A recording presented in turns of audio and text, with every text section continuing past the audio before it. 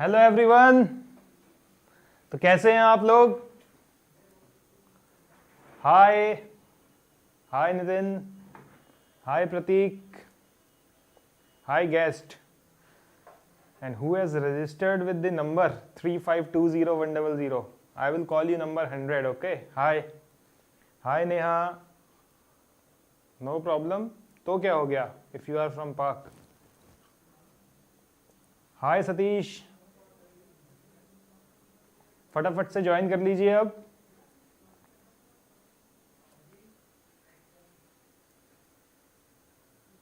बाकी अपने फ्रेंड्स को मैसेज कर दीजिए, व्हाट्सएप पे शेयर कर दीजिए। प्रतीक स्टार्ट हो चुका है, we are live. Hi Manju bro. सब थोड़े इनोवेटिव नाम लेके आते हैं अलग अलग।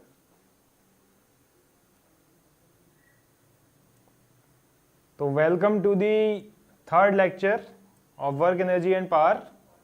Yes, you can have my lecture, sure. तो गाइज आज हमारा तीसरा लेक्चर है वर्क एनर्जी एंड पावर का। तो आई होप कि आपने पिछले 2 लेक्चर्स अटेंड किए हैं जिसमें हमने काफ़ी थियोरेटिकल पोर्शन कवर कर लिया है। तो आज हम एनर्जी वाला पोर्शन कवर करेंगे इसमें। नो प्रॉब्लम वंश, अभी स्टार्ट नहीं हुआ है। Thank you guessed.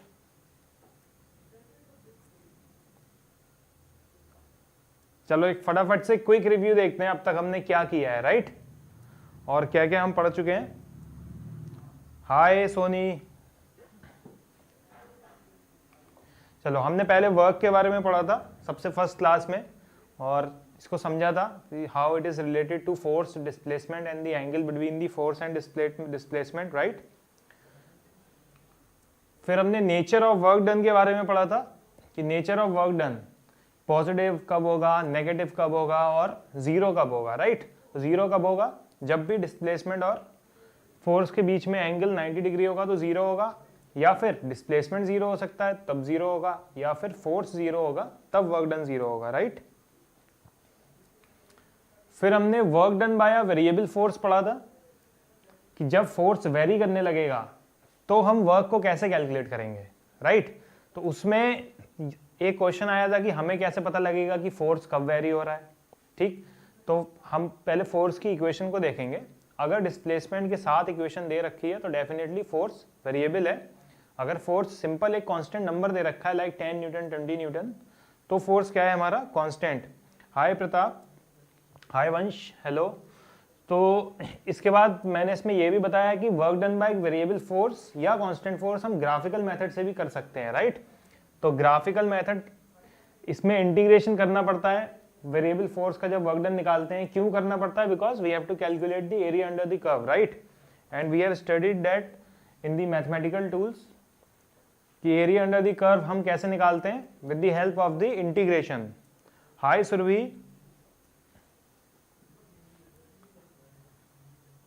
चलो अब आगे बढ़ते हैं। वर्क एनर्जी थ्योरम कवर की थी। तो वर्क एनर्जी थ्योरम में हमने सीखा था कि work done by all the forces is equal to the change in the kinetic energy, right. तो इस पे हमने काफी क्वेश्चंस भी किए थे, जेई मेंस के क्वेश्चन किए थे। हाय नॉट बैड। तो हमने इस पे जेई मेंस के क्वेश्चन किए थे, प्रॉब्लम्स की थी, फिर कुछ अपनी मेरी बनाई हुई प्रॉब्लम्स भी की थी आप लोगों ने, और most of you have got the correct answer, right. तो वो बहुत अच्छा था, बिकॉज आई एम सरप्राइज्ड कि इतने बच्चों का करेक्ट आंसर आया है। और सारी प्रॉब्लम्स हमारी जेई मेंस लेवल और नीट लेवल की थी। अभी हमने एडवांस लेवल टच नहीं किया इसमें, ठीक। तो एक बार हम एक बेस अपना स्ट्रॉन्ग कर लेंगे, फिर हम एडवांस लेवल की प्रॉब्लम्स भी इजीली अटेंड कर पाएंगे, राइट। तो जब तक आपके कॉन्सेप्ट स्ट्रॉन्ग नहीं होंगे तब आप आगे की प्रॉब्लम्स के बारे में सोच भी नहीं सकते, राइट। और वो टाइम वेस्ट ही होगा अल्टीमेटली। तो वर्क एनर्जी पावर में total work done by all the forces is equal to the change in the kinetic energy, right. तो ये वर्क एनर्जी थ्योरम हो गई थी हमारी कवर। इसका प्रूफ भी देखा था हमने। तो हो सकता है आपके कुछ 11th क्लास के स्टूडेंट्स हो तो उनको हेल्प हो जाएगी एग्जाम्स में।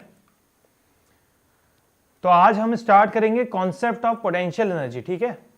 और ये काफ़ी इंपॉर्टेंट कॉन्सेप्ट है क्योंकि इससे फिर कंजर्वेशन ऑफ एनर्जी का प्रिंसिपल जनरेट होगा, कंजर्वेशन ऑफ मैकेनिकल एनर्जी। और पोटेंशियल एनर्जी पे बेस्ड बहुत क्वेश्चंस आते हैं गाइस। इवन 12th में भी आपके कुछ ऐसे चैप्टर्स हैं जहाँ पे पोटेंशियल एनर्जी का कंसेप्ट बहुत यूज होता है, क्लियर है। और 11th में तो है ही, ठीक। अभी आगे रोटेशन में भी इसका यूज होगा, कॉन्सेप्ट ऑफ पोटेंशियल एनर्जी। फिर ग्रेविटेशन में हमने पढ़ा ही था last time. Sir, should NEET aspirants attend the JEE advanced classes? Yes, sure. Why not? You can attend the JEE advanced classes क्योंकि वो अल्टीमेटली करने क्या वाला है, आपके कॉन्सेप्ट्स को और स्ट्रॉन्ग करने वाला है, राइट। तो नीट में आपको 1 मिनट मिलता है एक क्वेश्चन करने का, तो 1 मिनट के अकॉर्डिंग जब आपके कॉन्सेप्ट क्लियर होंगे तो आप क्वेश्चन देखते ही कर दोगे सॉल्व, है ना। You will take less than 1 minutes, right. तो आप JEE एडवांस की क्लास बिल्कुल देख सकते हैं अगर आप नीट के लिए तैयारी कर रहे हैं, तो भी उसमें आपका कोई लॉस नहीं है। हाय सलोनी। चलो, कॉन्सेप्ट ऑफ पोटेंशियल एनर्जी आज हम स्टार्ट करेंगे। तो पहले तो आप लोग बताइए आपने पोटेंशियल एनर्जी कैसे पढ़ रखी है। कोई डेफिनेशन यहाँ पे कमेंट में लिख सकता है पोटेंशियल एनर्जी की? जो मैंने लिखी है बोर्ड पे वो तो है ही, उसके अलावा कोई बताना चाहेगा? mgh, okay, not bad is saying mgh। कोई और? Hi Vansh, I have already said hello. How many times you will say hello? Vansh, now tell me, have you learned about potential energy before? Please write in the chat box. Hi Mehul, you are late Mehul. Good evening.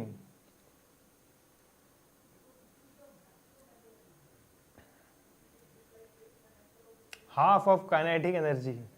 Prateek is saying half of kinetic energy. नमस्ते Abhishek Bhardwaj.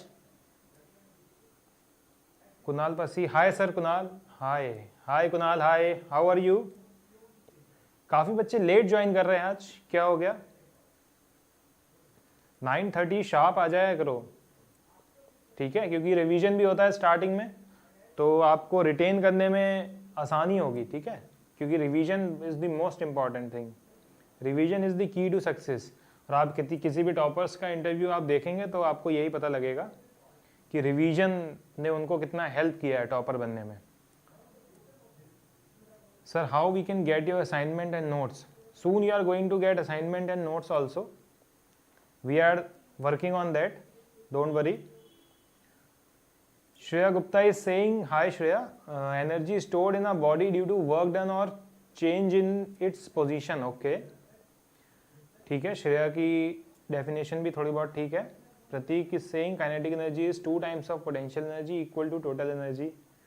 How you are saying that?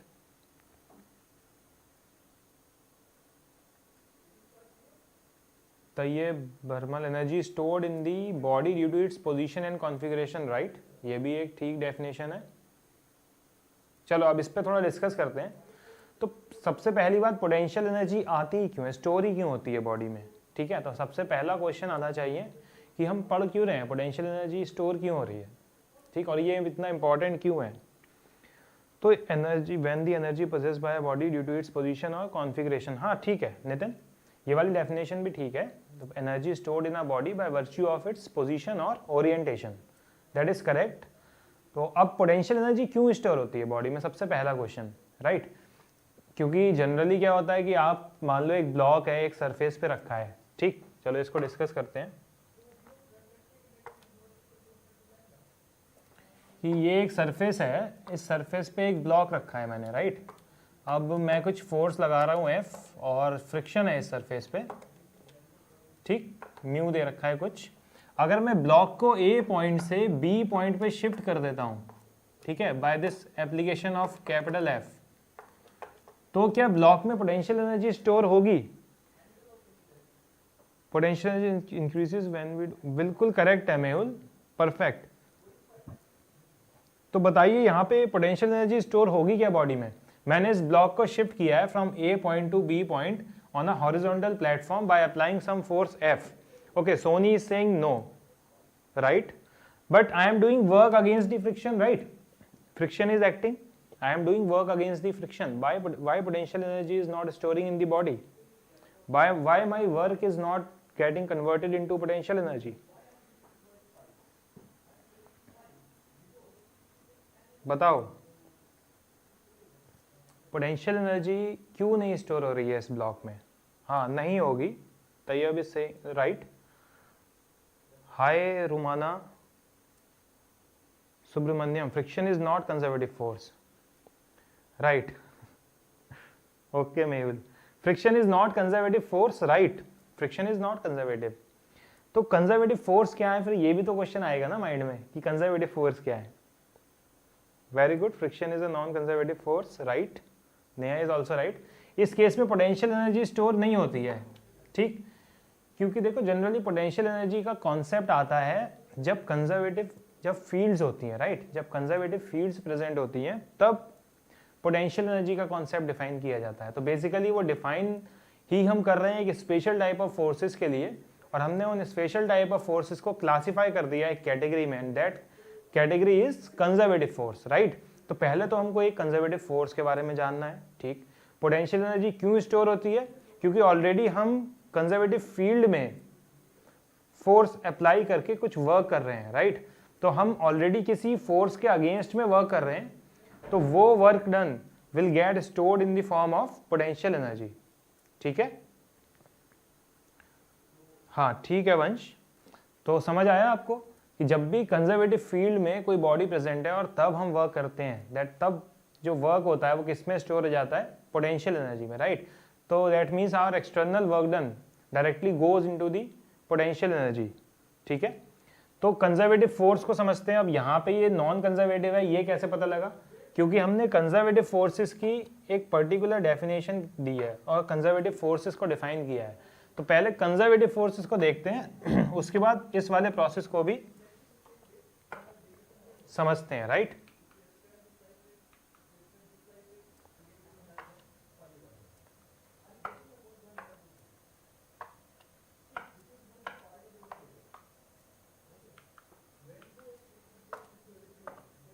तो conservative forces क्या होते हैं, कोई बताएगा? आपने पढ़े हैं कंजर्वेटिव फोर्सेस? कंजर्वेटिव फोर्सेस होते हैं वर्क डन बाय, देखो work done by conservative force depends only on the end points, that is it is path independent, right. Conservative forces जो होते हैं वो क्या होते हैं? पाथ इंडिपेंडेंट होते हैं, ठीक है। तो कंजर्वेटिव फोर्सेस में राउंड पाथ में जो वर्क होता है वो क्या होता है? जीरो। राउंड पाथ का मीनिंग एग्जैक्टली राउंड नहीं है, you don't have to move in a circle, right. You are coming to the initial position which you have started, right. अगर आप एक पार्ट से शुरू होते हो, आप घूम फिर के कहीं से भी उसी पॉइंट पे आ जाते हो, तो उसमें वर्क डन जो होगा वो क्या होगा?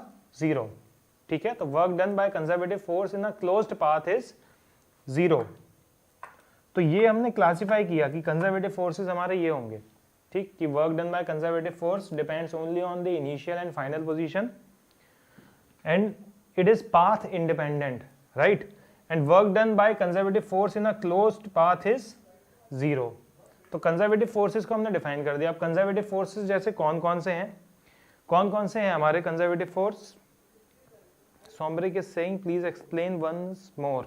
ओके, फिर से समझ लेते हैं, नो प्रॉब्लम।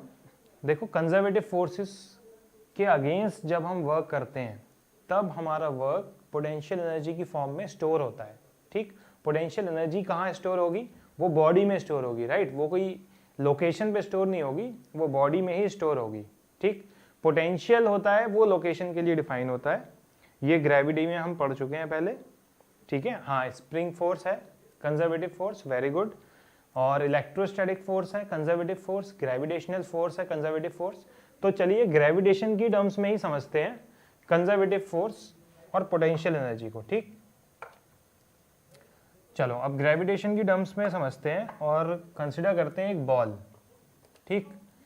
एक बॉल है, इसको मैं एफ फोर्स लगा के कुछ हाइट तक लेके जा रहा हूं, राइट। मैं कुछ हाइट पे लेके आया, लेट से एच हाइट, ठीक। अब मैं इसको बहुत स्लोली लेके आ रहा हूं, तो हर मूवमेंट में क्या होगा? ये पर्टिकुलर जो फोर्स है एक्सटर्नल फोर्स, ये हमेशा डाउनवर्ड फोर्स के इक्वल होगा, ठीक। तो चलो डाउनवर्ड डायरेक्शन नेगेटिव कंसिडर कर लेते हैं और अपवर्ड डायरेक्शन पॉजिटिव, ठीक है। Hi, what is your name sir? It is already written in on the description. My name is Vibhor, I am associated with Instasolve as physics expert. और हमारी काफ़ी classes हो चुकी हैं, हमने ग्रेविटेशन भी कंप्लीट कर लिया, अब हम वर्क एनर्जी पढ़ रहे हैं। आज हमारा 3rd लेक्चर है वर्क एनर्जी का, ओके। हाँ, viscosity is a friction, viscosity is a friction, it is the friction between the layers of the fluid, right. तो अभी पहले हम पोटेंशियल एनर्जी के कॉन्सेप्ट को समझ रहे हैं with the help of gravity, right. तो एक एग्जांपल लिया है और इसके थ्रू हम समझने की कोशिश करेंगे कि पोटेंशियल एनर्जी कब स्टोर हो रही है, राइट। तो देखो, पोटेंशियल एनर्जी का कॉन्सेप्ट क्या है कि जब मैंने एक एफ फोर्स लगाया और मैंने बॉल को डिस्प्लेस किया ए पॉइंट से बी पॉइंट पे, राइट। ये तो क्लियर है, ये तो बहुत आसान है। तो अब कुछ मैंने वर्क किया क्या, पहले तो ये बताओ, और कितना वर्क किया मैंने? Work done by external force कितना होगा, और क्या ग्रेविटी भी कुछ वर्क करेगी? तो वर्क डन बाय ग्रेविटी कितना होगा? तो ये तो बहुत आसान है, वर्क डन बाय फोर्स कितना होगा? हाँ मेहुल, एक बार ये कवर कर लेते हैं फिर डिस्कस करते हैं, ठीक। वर्क डन बाय फोर्स कितना होगा? एफ फोर्स अपवर्ड डायरेक्शन में लग रहा है, राइट। डिस्प्लेसमेंट भी अपवर्ड डायरेक्शन में, तो फोर्स भी ऊपर है, हमारा डिस्प्लेसमेंट भी ऊपर है, एंगल कितना है? 0 डिग्री। तो work done bye F is F into H into cos 0, cos 0 is 1, right. तो मैं उसको नहीं लिख रहा हूं यहाँ पे। तो यहाँ पे वर्क डन बाय फोर्स हो गया एफ इंटू एच। अब यहाँ पे हमने कंसिडर किया कि इसको इतना स्लोली लेके जा रहे हैं कि F is always equal to M G, right. तो work done by external agent is M ji H, okay. Now work done by gravity, what is the work done by gravity in this case? Gravity is acting in the downward direction, right. Gravity is acting in the downward direction and displacement is in the upward direction, right? So angle between the force and the displacement is 180 degree in this case. Clear है? तो यहाँ पे जो होगा हमारा work done by gravity वो हो जाएगा minus mgh, since cos 180 is equal to -1, right? अब देखो, हाँ नितिन अभी आएंगे इस वाले प्रिंसिपल पे, एक बार पहले यहाँ कंसंट्रेट कर लो कि पोटेंशियल एनर्जी का कॉन्सेप्ट क्यों हमने बनाया है, क्यों, why we are learning this concept. तो गाइस देखो, अब यहाँ तक ले तो आए आप इस बॉल को, राइट। अब क्या हुआ कि अगर कंस्ट्रेंट है, अगर ये एफ फोर्स कंटिन्यूसली एक्ट करेगा तो ये बॉल नीचे नहीं जाएगी, ठीक है। मैं बी पॉइंट पे रुका हुआ हूँ, बट इस बॉल को रोकने के लिए मुझे एफ फोर्स की रिक्वायरमेंट है, और वो कितना है? M G, right. तब ये बॉल इस बी पॉइंट पे रुकी रहेगी, लेकिन as soon as constraints are removed, right, जैसे ही कंस्ट्रेंट हटेंगे, ये एफ फोर्स हटेगा, this ball will fall down, right. ये बॉल कहाँ आ जाएगी? नीचे आ जाएगी। तो ऐसा क्या हुआ कि बॉल नीचे आई, ठीक। अब इसको एक्सप्लेन किया जा सकता है बिल्कुल सिंपल टर्म्स में, मोशन की टर्म में, right. v equal to u plus a t, equation of motions की हेल्प से। तो वर्क एनर्जी पावर उसी से ही डिराइव्ड होता है।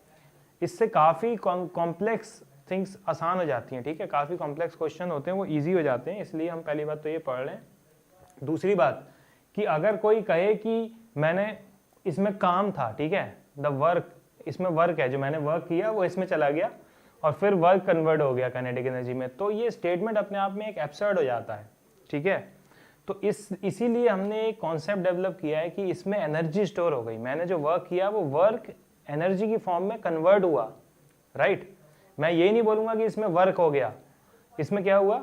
वर्क एनर्जी की फॉर्म में कन्वर्ट हुआ। किस एनर्जी की फॉर्म में कन्वर्ट हुआ? पोटेंशियल एनर्जी की फॉर्म में। तो वहां हमने एक डेफिनेशन दी कि as soon as I will remove the constraint, the potential energy will manifest itself automatically into kinetic energy and this will continue at every point, right? हर point पे mechanical energy will convert, हर point पे potential energy kinetic energy में convert होती जाएगी, ठीक है। तो इसीलिए हमने एनर्जी का कॉन्सेप्ट डेवलप किया है कि पोटेंशियल एनर्जी स्टोर हो जाएगी कब? जब हम काम करेंगे। और काम किसके अगेंस्ट में कर रहे हैं? ऑलरेडी कंजर्वेटिव फोर्सेस के अगेंस्ट में कर रहे हैं। और कंजर्वेटिव फोर्सेस कैसे होते हैं? पाथ इंडिपेंडेंट होते हैं, और उसमें क्लोज्ड पाथ में जो वर्क किया जाता है वो क्या होता है? जीरो। क्लियर है? तो ये वाला कॉन्सेप्ट है, इसकी वजह से हमने पोटेंशियल एनर्जी को डिफाइन किया। अब पोटेंशियल एनर्जी को डिफाइन कैसे करें कि कितनी एनर्जी स्टोर हुई है, राइट, कि एनर्जी स्टोर कितनी हुई बॉडी में। तो हमने इसे डायरेक्टली और क्लियरली डिफाइन किया है कि work done by the external agent goes directly into the potential energy. ठीक है, तो पोटेंशियल एनर्जी का चेंज डिफाइन करते हैं हम। सबसे पहली चीज और इंपॉर्टेंट चीज जो है, हम पोटेंशियल एनर्जी का चेंज डिफाइन करते हैं। We define change in the potential energy as the work done by the external force, right? Or we can define it as work negative of the work done by the conservative force, right? अगर मैं लिखूं कि potential energy जो change हुई you B minus U A, वो work done by external force हुई, वो कितना है एम जी एच। तो इसको क्या मैं ऐसे नहीं लिख सकता कि it can be defined as the negative of the work done by gravitational force, और हमारा ग्रेविटेशनल फोर्स क्या है, कंजर्वेटिव फोर्स। तो इसकी एक जनरलाइज्ड डेफिनेशन हमने बना दी है कि change in potential energy, change, remember change not potential energy, change in potential energy is defined as the negative of the work done by the conservative forces. ठीक है, ये बहुत इंपॉर्टेंट डेफिनेशन है। इस डेफिनेशन को आपको बिल्कुल कहीं लिख लो, नोट कर लो या इसका स्क्रीनशॉट ले लो। ये है definition, the change in potential energy is defined as the negative of the work done by the conservative forces, right. ये थियोरेटिकल फॉर्म में आ सकता है, डेफिनेटली आ सकता है। ये जेई मेंस और नीट में कोई बड़ा इशू नहीं है कि ना पूछें। ये बहुत ही इंपॉर्टेंट डेफिनेशन है, काफ़ी लोगों को नहीं पता होती, इवन बहुत सारे मैं कहूँगा बड़े बड़े लोग होते हैं उनको भी नहीं पता होती है। तो change in potential energy is defined as the negative of the work done by the conservative force, right. तो ये हमारे पास एक मैथमेटिकल फॉर्म निकल के आई है इसकी, क्लियर है। तो this is the mathematical form of this statement. अब बात आती है चेंज की, तो क्या हर बार चेंज डिफाइन करेंगे हम? हाँ, gravitational forces are conservative forces. तो इसमें क्या है कि choice of the zero level, right, choice of the datum is arbitrary one. You can choose any point as zero energy level and with reference to that level you can calculate potential energy, right. तो ये एक बहुत ही अच्छा point है हमारे पास, एक हम independent है, मतलब हम डिपेंडेंट नहीं है किसी के ऊपर।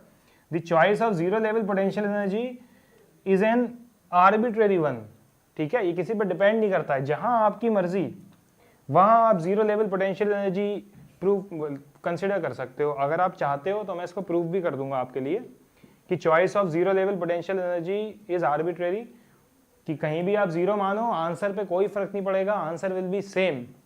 आप जीरो लेवल पोटेंशियल एनर्जी कहीं भी मानोगे आपका आंसर क्या आएगा, सेम आएगा, ठीक है। तो आज हमने पोटेंशियल एनर्जी के बारे में सीखा। तो पोटेंशियल एनर्जी कैसे डिफाइन की है हमने, datum, okay, datum is the choice of zero level, right. Datum is known as reference level, ठीक है। तो जनरली डेटम फिजिक्स की टर्म में आपको कहीं भी आएगा मैकेनिक्स में, तो डेटम का मीनिंग होता है कि जहां पे पोटेंशियल एनर्जी जीरो आपने कंसिडर की है वो, that means a reference level, okay, clear है ये। तो पोटेंशियल एनर्जी कैसे डिफाइन करेंगे, change in potential energy is defined as the negative of the work done by the conservative forces, right, and the choice of zero level potential energy is arbitrary, right. Hi Tejas, you are late, clear है। किसी को doubt तो नहीं है इस वाले part में? बता दो मुझे, ये जो चॉइस वाला पार्ट है इसमें किसी को डाउट तो नहीं है कि कैसे हम क्यों कहीं भी जीरो ले सकते हैं, आंसर पे फर्क नहीं पड़ेगा, answer will be the same. आगे बढ़े फिर।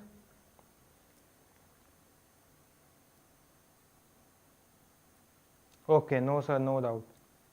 Nitin Kumar is saying explain again sir. Okay, you Shreya, no doubt, okay okay Mehul, very good. अगर सबको क्लियर है तो कोई दिक्कत नहीं है। Nitin, simply I am saying the concept of potential energy तब डिफाइन करते हैं जब आप वर्क करते हो कंजर्वेटिव फोर्सेस के अगेंस्ट में, राइट, और कंजर्वेटिव फील्ड में जब आप वर्क करते हो। कंजर्वेटिव फोर्सेस हम डिफाइन करते हैं ऐसे कि जब वर्क डन पाथ इंडिपेंडेंट हो, कि फर्क नहीं पड़ता आप कैसे पाथ से जा रहे हो, मैं उसको एक्सप्लेन भी कर दूंगा आपको।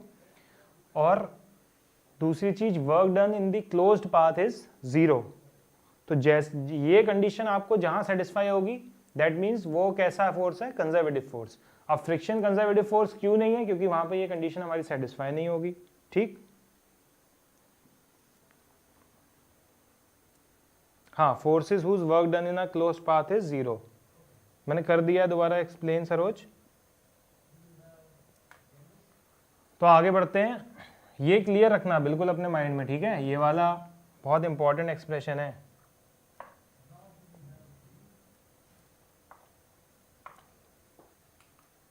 चलो कंजर्वेटिव फोर्सेस पे जाते हैं अब। तो कंजर्वेटिव फोर्स की हमने डिफाइन तो कर दिया कंजर्वेटिव फोर्स को, लेकिन मैथमेटिकल एक्सप्रेशन देखो कितना इंपॉर्टेंट है इसका। अगर केवल कंजर्वेटिव फोर्सेस लग रहे हैं, only conservative forces are acting, only conservative forces are present, right, तो आप क्या लिख सकते हो, work done by conservative forces equals to change in the kinetic energy. ये तो हमने वर्क एनर्जी थ्योरम का यूज कर लिया यहाँ पे, क्लियर है सबको। और work done by conservative forces is equal to negative of the change in the potential energy, right. ये हमने कॉन्सेप्ट ऑफ पोटेंशियल एनर्जी का यूज कर लिया। तो इस इक्वेशन में कोई दिक्कत है, ये इक्वेशन भी बहुत काम आती है कि work done by conservative forces can be equal to kF minus ki, that is change in the kinetic energy, and can be equal to minus of delta U और डेल्टा V। कुछ books में U से define किया है potential energy को, कुछ books में V से किया है, तो हमने यहाँ पे V से ले लिया। आपको U से करना हो तो आप U ले लेना सिंबल, कोई इशू नहीं है उसका। लेकिन ये इक्वेशन लिखी कब जाएगी, when only conservative forces are present, right, तभी आप लिख सकते हो डेल्टा के। अदरवाइज डेल्टा के हमने स्टार्टिंग में पढ़ा था वर्क एनर्जी थ्योरम में कि डेल्टा के इक्वल टू होती है work done by all the forces, right, work done total.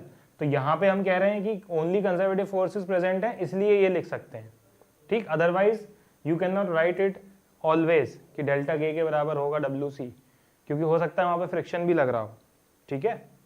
चलो आगे बढ़ते हैं, ये क्लियर हो गया आई होप। तो पाथ इंडिपेंडेंट वाला एक बार अगर आप कहोगे तो मैं एक्सप्लेन कर देता हूं आपको।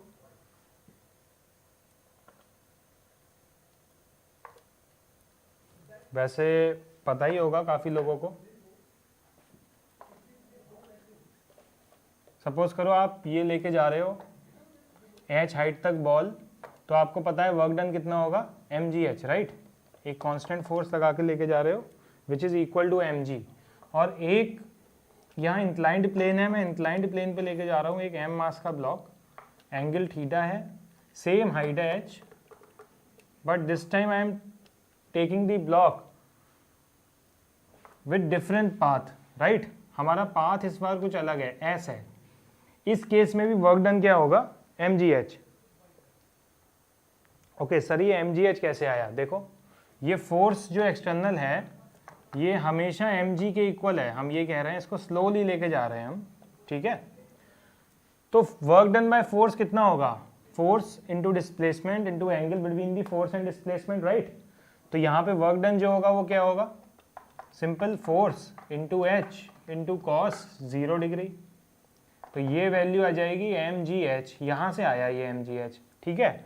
और यही वर्क डन इंक्लाइंड प्लेन पे कैसे आया अभी बता रहा हूँ, इंक्लाइंड प्लेन का भी बता रहा हूँ। तो ये वाला तो क्लियर है इसका, इसमें तो किसी को दिक्कत नहीं है, ठीक। अब देखो इंक्लाइंड प्लेन पे जो वर्क डन होगा मैं इसको कैसे लेके जाऊंगा, mg साइन थीटा लगाना पड़ेगा मुझको, कांस्टेंट mg साइन थीटा लगा रहा हूँ और मैं इसको डिस्प्लेसमेंट कितना दे रहा हूँ, s, राइट।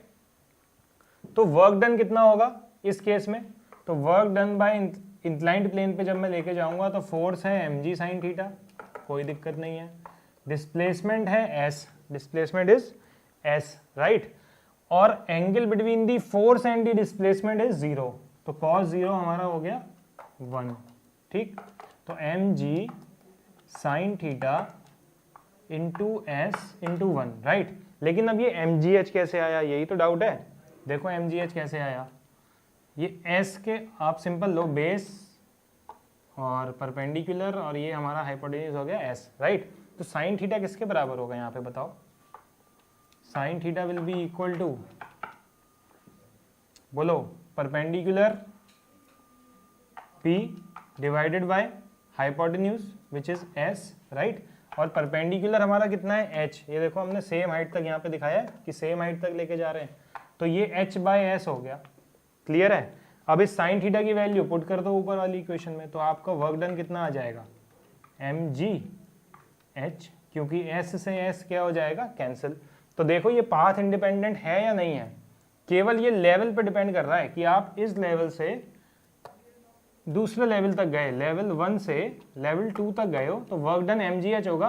अब फर्क नहीं पड़ता कि आप कैसे जा रहे हो, ठीक है, आप सीधा वर्टिकली जा रहे हो, इंक्लाइंड प्लेन पे जा रहे हो, या सीढ़ी पे चढ़ते हुए जा रहे हो, केवल ये डिपेंड कर रहा है कि इनिशियल और फाइनल पोजीशन क्या है। ठीक है Soni, okay, Soni is taking right. अब ठीक है, इंक्लाइंड प्लेन पे कैसे आया, क्यों ये पाथ इंडिपेंडेंट है, सबको क्लियर हो गया होगा आई होप। तो सबसे इजीएस्ट एग्जांपल लिया है मैंने ये। अब बढ़ते हैं आगे, इसका स्क्रीनशॉट ले लो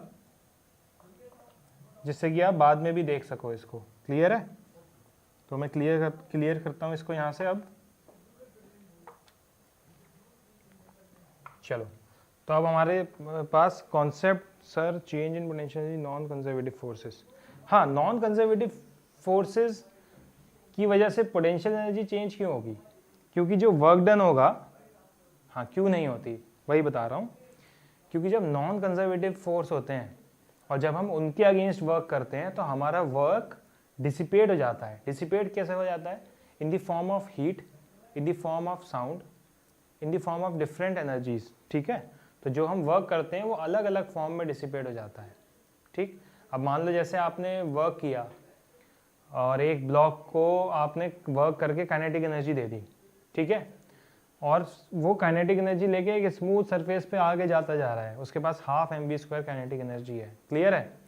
अब अचानक से आगे एक रफ पैच आ गया और ब्लॉक उस पर स्लाइड करता हुआ थोड़ी देर बाद रुक गया, तो डैट मीन्स आपने जो एनर्जी दी थी ½ mv², वो तो आपने वर्क डन करके दी थी ना, वो ½ mv² क्या स्टोर हो रही है कहीं, नहीं, वो तो ब्लॉक की काइनेटिक एनर्जी फाइनल क्या हो गई, 0। दैट मीन्स उसके अगेंस्ट में वर्क हुआ किसकी वजह से, फ्रिक्शन की वजह से।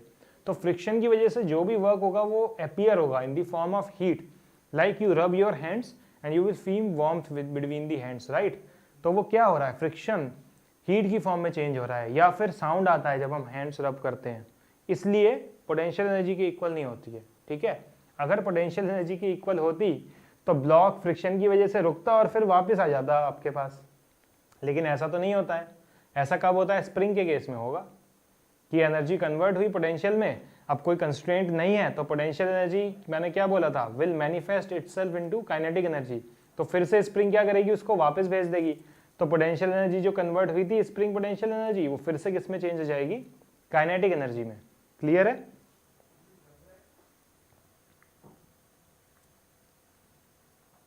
लेकिन फ्रिक्शन के केस में ऐसा नहीं होगा।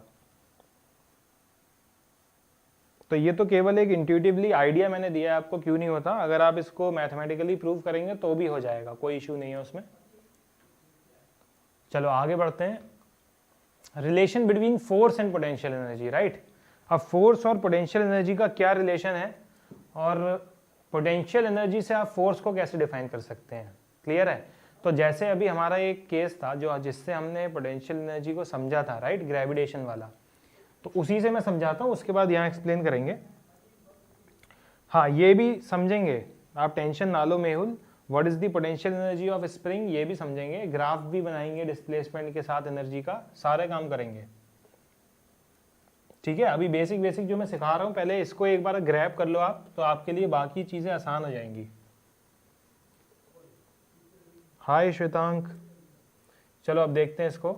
तो वर्क जो पोटेंशियल एनर्जी हमारी आई थी ग्रेविटेशन के केस में, वो कितनी थी, U is equal to mgh। ठीक, चेंज इन पोटेंशियल एनर्जी।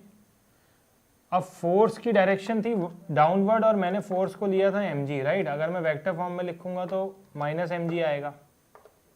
ठीक, तो कैसे लेके आऊं मैं फोर्स को, पोटेंशियल एनर्जी से फोर्स में कैसे कन्वर्ट करूं। तो पोटेंशियल एनर्जी से फोर्स में मैं ऐसे कन्वर्ट कर सकता हूं कि negative of the derivative of potential energy with respect to height will give you the force. देखो minus d u by d h, d u कितना है एम जी एच, राइट। तो एफ कितना हो जाएगा मेरे पास,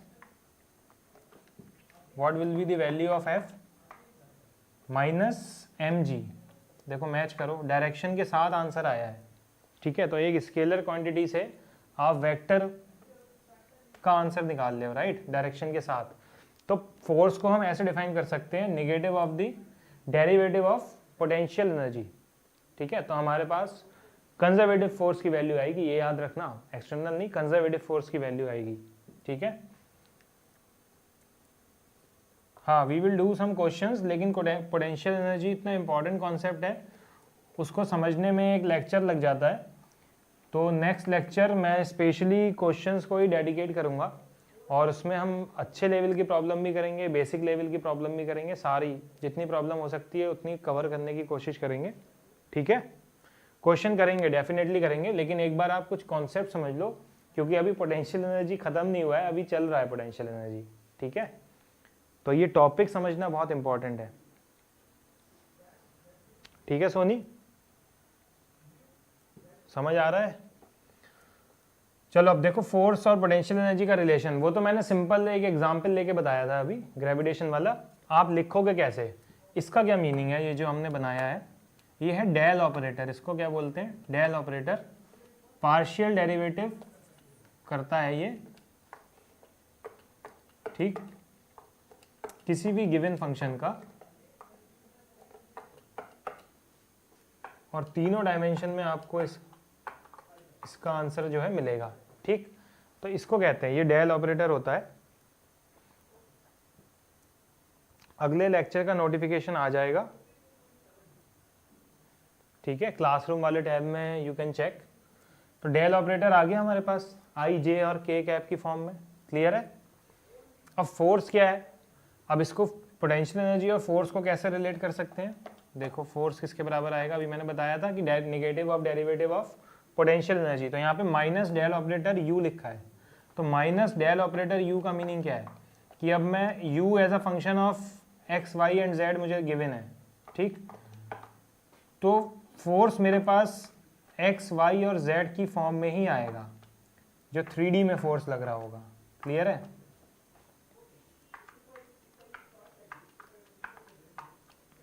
तो ये एक इंपॉर्टेंट डेफिनेशन है, इसको पार्शियल डेरिवेटिव भी बोलते हैं, ठीक है, डेल ऑपरेटर बोलते हैं और पार्शियल डेरिवेटिव। तो पार्शियल डेरिवेटिव का क्या मीनिंग है, पार्शियल डेरिवेटिव का मीनिंग है कि ये जो u है ये फंक्शन है एक्स वाई और z तीनों का, ठीक है। लेकिन जब मैं इसको x के साथ डिफरेंशिएट कर रहा हूं, then I will treat y and z as constant, okay. If I am differentiating u with respect to y, then I will treat x and z are constant, ठीक है। और अगर u I am differentiating with respect to z, then I am treating x and y as constant, clear है। तो ये simple सा meaning है और ये रिलेशन है। इसका एक जनरलाइज्ड रिलेशन आप लिखना चाहते हो तो सिंपल ऐसे लिख लो, minus d u by d x, ठीक है। F is equal to minus d u by d x, और ये बहुत इंपॉर्टेंट है, इसको अपने माइंड में बिठा लो बिल्कुल। जो पोटेंशियल एनर्जी में हम पढ़ते जा रहे हैं सारी चीज़ें इंपॉर्टेंट है, सब आपको हेल्प करेगी आगे। F equals to minus d u by d x, clear है। आई होप आप नोट करते जा रहे हैं।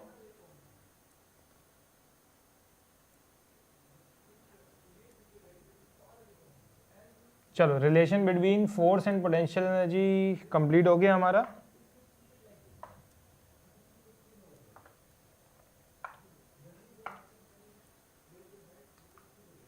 अब आता है टाइप्स ऑफ इक्विलिब्रियम।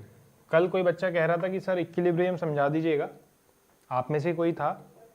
तो इक्विलिब्रियम अब आता है हमारे पास, ठीक है। टाइप्स ऑफ इक्विलिब्रियम, कौन कौन से इक्विलिब्रियम जनरेट होते हैं और कैसे इसको पोटेंशियल एनर्जी की टर्म्स में हम समझ सकते हैं, राइट। तो टाइप्स ऑफ इक्विलिब्रियम में we have 3 types of equilibrium. One is stable, right, stable equilibrium, another one is unstable equilibrium, and third one is neutral equilibrium, ठीक है।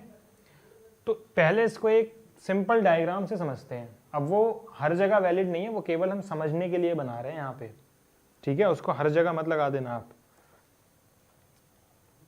ये स्टेटमेंट्स जो हम लिखेंगे वो हर जगह वैलिड होंगे, लेकिन ये जो डायग्राम है ये केवल समझने के लिए हो रहा है।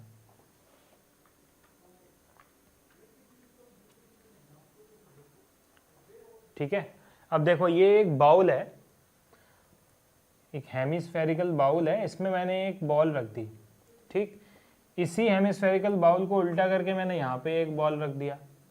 ये एक टेबल है, मैंने टेबल के ऊपर बॉल रख दिया। ठीक, अब मैं इसको अगर डिस्प्लेस करूंगा तो क्या होगा, what will happen when I will displace this ball inside this bowl, right. तो क्या हो रहा है यहाँ पे, अगर जैसे ही डिस्प्लेस करेंगे this ball will come back to its position, right. इसको कितना भी डिस्प्लेस कर लो ये इसी पोजीशन पे आएगी वापस। ठीक, यस मेहुल, वो भी देख लेंगे, इसी वर्क डन में ही समझा दूंगा मैं, block on block problem work done में ही एग्जाम्पल ले लेंगे, उसी से कंसिडर कर लेंगे। ठीक है, वो जनरली कराया तो न्यूटन्स लॉ में जाता है, लेकिन इसी में लेके कर लेंगे, वर्क डन भी निकाल लेंगे, ब्लॉक ऑन ब्लॉक पे फ्रिक्शन भी निकाल लेंगे, डिस्प्लेसमेंट भी कर लेंगे, सब कर लेंगे। तो यहाँ पे क्या हो रहा है देखो, अब ये एक सिस्टम है, ये हेमिस्फेरिकल बाउल और ये बॉल एक सिस्टम है, यहाँ पे भी हेमिस्फेरिकल बाउल और बॉल सिस्टम है, यहाँ पे ये टेबल और ये बॉल सिस्टम है। ठीक, इस सिस्टम के अकॉर्डिंग ये वाला लेवल और ये वाले लेवल के बीच में, ठीक है, ये सबसे मिनिमम पोटेंशियल एनर्जी का लेवल है और ये मैक्सिमम है। यहाँ पे U मैक्स होगा और यहाँ पे U मिनिमम है, तो इस वाले केस में पोटेंशियल एनर्जी क्या रहेगी, हमेशा मिनिमम। हाँ सरोज, अब मैं अभी ये एक्सप्लेन नहीं कर सकता, right now I am explaining types of equilibrium, but surely I will explain this, how to calculate the speed of chain when it just leave the table. Actually this is based on the conservation of mechanical energy. तो एक बार हम mechanical energy वाला topic करेंगे, उसके बाद I will tell you this, okay. और ये कोई बहुत बड़ा कॉन्सेप्ट नहीं, बहुत सिंपल है। तो ये U minimum and U maximum clear है आपको। इस वाले केस में क्या हो रहा है, यहाँ पे भी U मिनिमम है और ऊपर वाले केस में U मैक्सिमम है। तो इस सिस्टम के करस्पॉन्डिंग पोटेंशियल एनर्जी कितनी स्टोर है बॉल में, मैक्सिमम। तो जैसे ही यहाँ पे बॉल को डिस्प्लेस करोगे, ball will not come back to its position, right, it will just go away, it will fall down like this. तो ये अनस्टेबल इक्विलिब्रियम है। इनिशियली इक्विलिब्रियम था, लेकिन जैसे ही आपने डिस्प्लेस किया that ball is not coming back, right. तो इसका मतलब ये इक्विलिब्रियम कैसा है, अनस्टेबल, और ये वाला इक्विलिब्रियम कैसा है, स्टेबल। ठीक है, आप बॉल को डिस्प्लेस करो वापस आ रही है, ये न्यूट्रल है, बॉल को डिस्प्लेस करो बॉल आगे चलती चली जाएगी, कोई दिक्कत नहीं है, ये न्यूट्रल है, इससे फर्क नहीं पड़ रहा है। तो पोटेंशियल एनर्जी मिनिमम है, पोटेंशियल एनर्जी मैक्सिमम है, पोटेंशियल एनर्जी कांस्टेंट है, ये वाला कॉन्सेप्ट तो क्लियर हो गया होगा। अब हर सिस्टम ऐसा हो बॉल और बाउल की तरह, तो वो पॉसिबल नहीं है, कुछ सिस्टम अलग भी होते हैं, ठीक है, तो उनकी इक्वेशंस दी होगी वहां पे।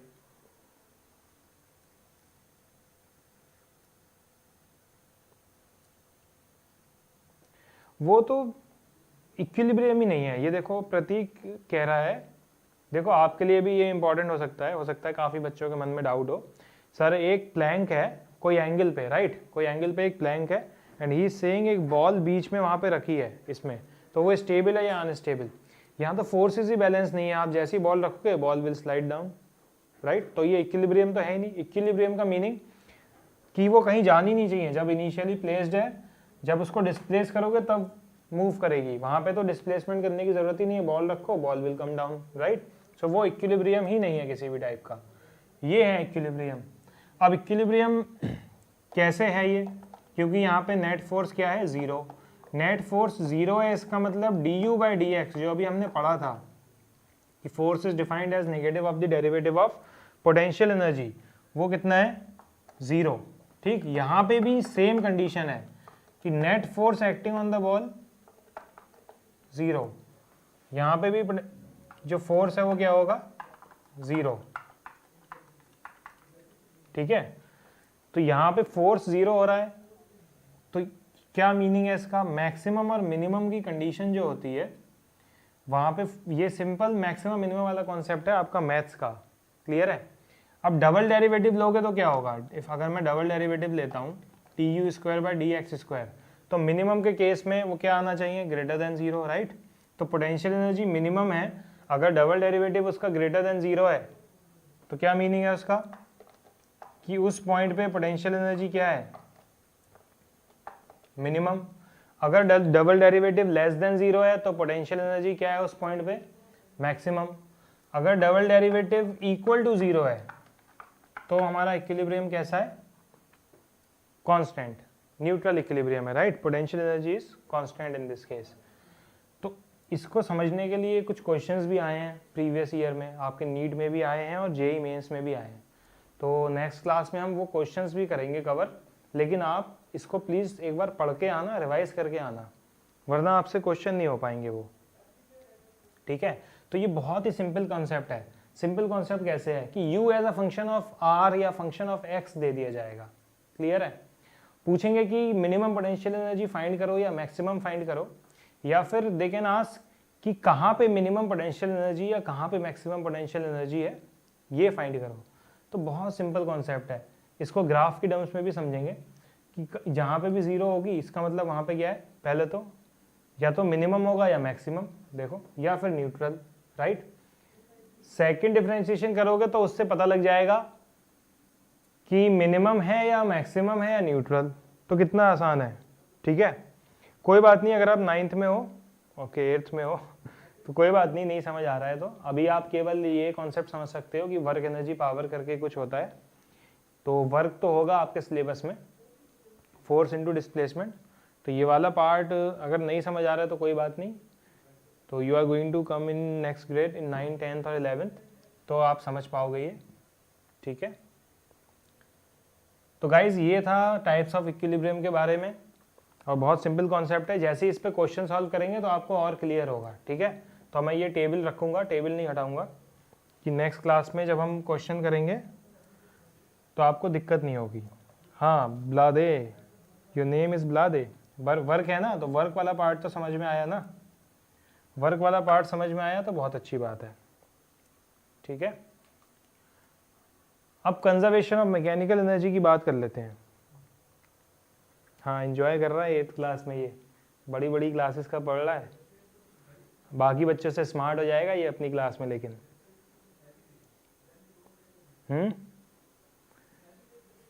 बाकी बच्चों को जाके शो ऑफ करेगा क्लास में ये कि मेरे को ये भी आता है वो भी आता है।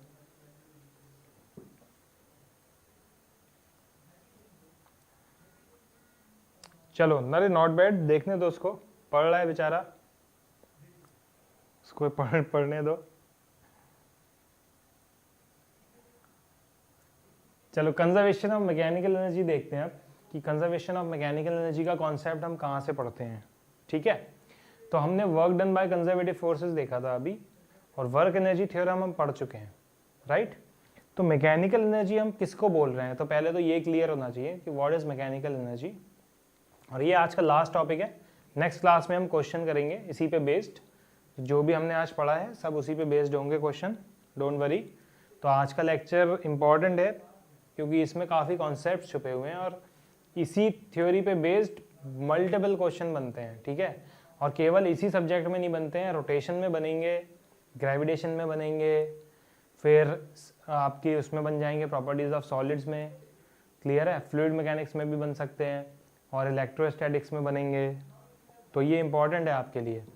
अब कंजर्वेशन ऑफ मैकेनिकल एनर्जी, तो हमने मैकेनिकल एनर्जी को पहले डिफाइन किया कि sum of kinetic energy plus potential energy, okay. तो इसको मैं अगर K और V से डिनोट कर देता हूँ तो कोई दिक्कत नहीं है आपको, क्योंकि हमने सिंबल पहले ही डिफाइन कर दिए, ठीक। और ये M हो गया हमारे लिए, okay. So mechanical energy is defined as kinetic energy plus potential energy, ठीक है। तो अब ये कंजर्वेशन कैसे हुआ, पहले तो ये इंपॉर्टेंट है। अगर केवल कंजर्वेटिव फोर्सेस लग रहे हैं, ठीक है, try to understand this, if only conservative forces are acting, let's say this is a pen, right, ये हमारा मार्कर है। अगर मैं इसको छोड़ देता हूँ, अभी मैं इसको एकदम छोड़ देता हूँ, then this will fall down, right. अभी मैं छोड़ूंगा नहीं क्योंकि डिजिटल मार्कर है, टूट जाएगा। जनरली मैं क्लास में छोड़ देता हूँ, तो ये वाला जो मार्कर है इसको हम छोड़ेंगे तो क्या होगा, it will go down, right. तो जब जैसे ही मैंने छोड़ा तब हिस्ट्री से इसको मतलब नहीं है, जब मैंने छोड़ दिया तब मैं तो कोई फोर्स नहीं लगा रहा हूँ, only gravitational force is acting, right. So mg force नीचे की तरफ लग रहा है तो केवल ग्रेविटेशनल फोर्स ही तो लग रहा है। अब ग्रेविटेशनल फोर्स कैसा फोर्स है, कंजर्वेटिव फोर्स है, तो ये हम बिल्कुल लगा सकते हैं, work done by conservative force, right. तो work done by conservative force क्या होगा हमारे लिए, डेल्टा के बराबर होगा या नहीं होगा, ये कहां से हमने लिखा, from work energy theorem, right. ये हमने लिखा है वर्क एनर्जी थ्योरम से। Work done by conservative force हम ऐसे भी लिख सकते हैं कि change in potential energy is defined as the negative of the work done by conservative force. आज हमने यही तो समझा है कॉन्सेप्ट ऑफ पोटेंशियल एनर्जी में,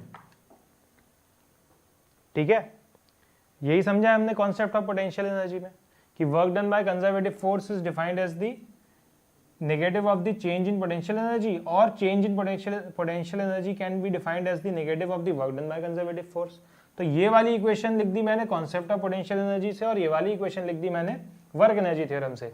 but this has one condition कि ओनली कंजर्वेटिव फोर्सेस लगने चाहिए, जो कि अभी हमने देखा एग्जांपल में। अब मैं क्या करूंगा, इन दोनों को ऐड कर देता हूं, तो डेल्टा वी प्लस डेल्टा के किसके बराबर आ जाएगा, 0 के बराबर, ठीक है। क्योंकि ये डेल्टा वी कैसे लिख सकता हूं मैं, नेगेटिव ऑफ डब्ल्यू सी, और जैसे ही मैं इसको ऐड करूंगा तो डेल्टा वी प्लस डेल्टा के किसके इक्वल आ जाएगा, 0 के इक्वल, राइट। क्लियर है।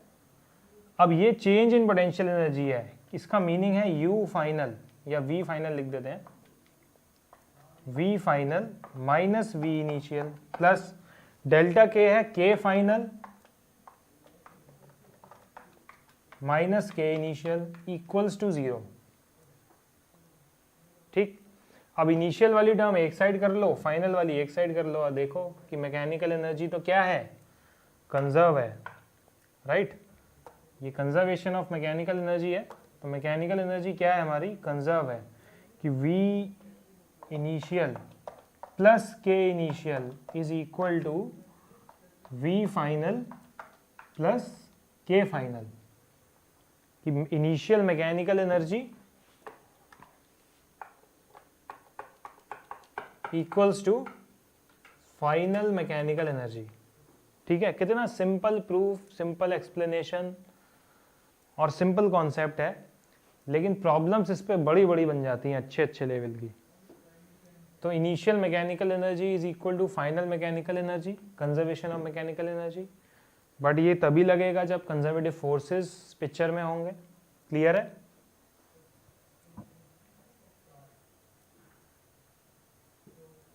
क्लियर है सबको। कुछ चैट बॉक्स में यस नो लिख सकते हैं आप, और इसको एक एग्जाम्पल के थ्रू भी समझ लेते हैं, चलो, कंजर्वेशन ऑफ मैकेनिकल एनर्जी को, कि ऐसा होता भी है या नहीं है, ठीक है। चलो 3 लेवल कंसिडर करते हैं। Okay, Gattu is saying yes, Prateek is saying yes, what about everyone else, बाकी जनता क्या कर रही है।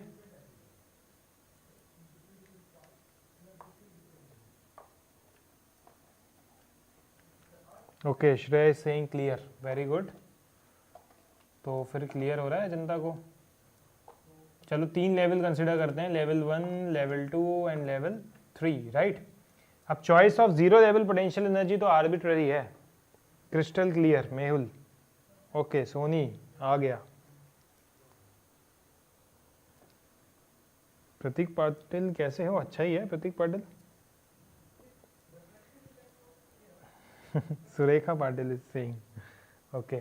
चलो देखते हैं, अब ये 3 लेवल हमने कंसिडर किए, 1, 2, 3, फटाफट से देखते हैं, टाइम कम बचा है। तो हमारे ऊपर डिपेंड करता है कि हम 0 लेवल पोटेंशियल एनर्जी कहाँ चूज करें। तो 1, 2, 3 कहीं भी चूज कर सकते हो, कोई फर्क नहीं पड़ेगा आंसर पे। तो सबसे लोएस्ट पॉइंट पे चूज कर लेते हैं, क्योंकि उसके ऊपर सारी पॉजिटिव हो जाएगी, कोई दिक्कत नहीं है। तो जितनी पोटेंशियल एनर्जी ऊपर है सब पॉजिटिव है, तो U एट 3 इज 0, राइट। अब ये हाइट मान लो कितनी है, कैपिटल H, और ये वाली हाइट मान लेते हैं कितनी है, x, कोई दिक्कत नहीं है, या ऊपर वाली x मान लेते हैं, वेलोसिटी कैलकुलेशन में आसानी होगी, इसको मान लेते हैं x, ठीक है। अब 3 लेवल बन गए हमारे पास, तो एक टेबल बना लेते हैं, पोटेंशियल एनर्जी, काइनेटिक एनर्जी और मैकेनिकल एनर्जी, ठीक। तो ये तो हो गई हमारे पास मैकेनिकल एनर्जी, जो कि सम है काइनेटिक का और पोटेंशियल का, ठीक है। अब बताओ फर्स्ट लेवल पे,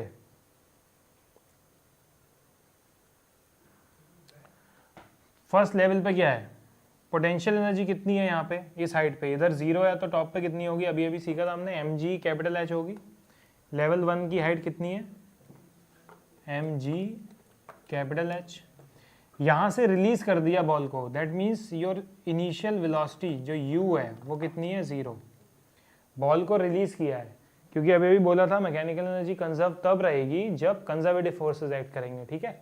तो बॉल को रिलीज किया, केवल mg लग रहा है, u की वैल्यू हो गई 0, तो काइनेटिक एनर्जी कितनी हो गई, 0। मैकेनिकल एनर्जी कितनी हो गई, mg capital H, sum of potential and kinetic, very good, 0 होगी, ठीक है।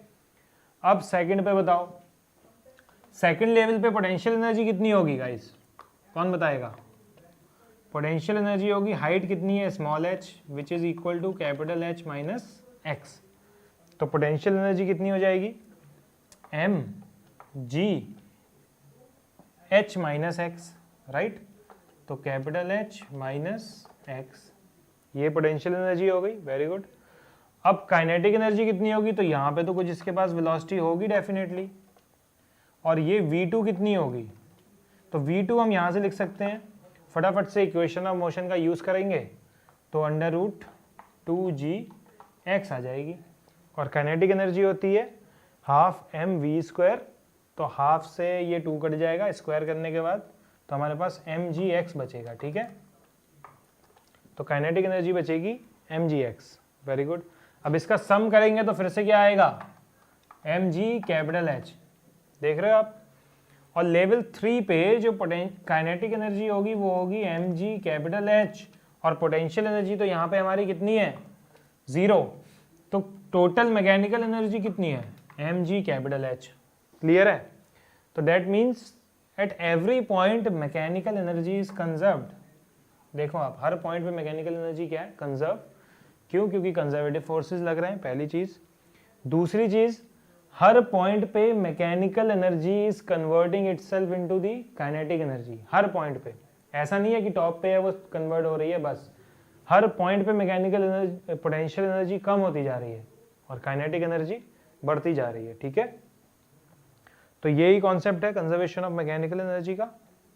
एक और प्रॉब्लम होती है, पेंडल बॉब होता है, उसको कितनी वेलोसिटी दें कि वो गोल चक्कर काट ले। तो ग्रेविटेशन में मैंने उस पर क्वेश्चन भी दिया था आपको शायद, या फिर कंजर्वेशन प्रिंसिपल में दिया था। तो कोई नहीं, अब क्वेश्चंस हम नेक्स्ट क्लास में करेंगे। आज की क्लास थ्योरी वाइज बहुत इंपॉर्टेंट थी, और ये आप, हाँ, under root 5 mg, no 5 mg नहीं होती है, अंडर रूट 5gl होती है एक्चुअली, 5gr या अंडर रूट 5gl, जो भी कह सकते हो। तो आज ये क्लास इंपॉर्टेंट है, अपने फ्रेंड्स को बताइए, शेयर कीजिए, जिससे कि उनके भी थोड़े कॉन्सेप्ट्स क्लियर हो। तो मैकेनिकल एनर्जी और जितना भी पोटेंशियल एनर्जी का कॉन्सेप्ट था वो आज हमने कवर कर लिया है। नेक्स्ट क्लास में इस पे बेस्ड सारी प्रॉब्लम्स करेंगे। तब तक के लिए bye bye guys, good night, take care, ठीक है, शब्बा खैर, good night Saloni, bye everyone, bye प्रतीक।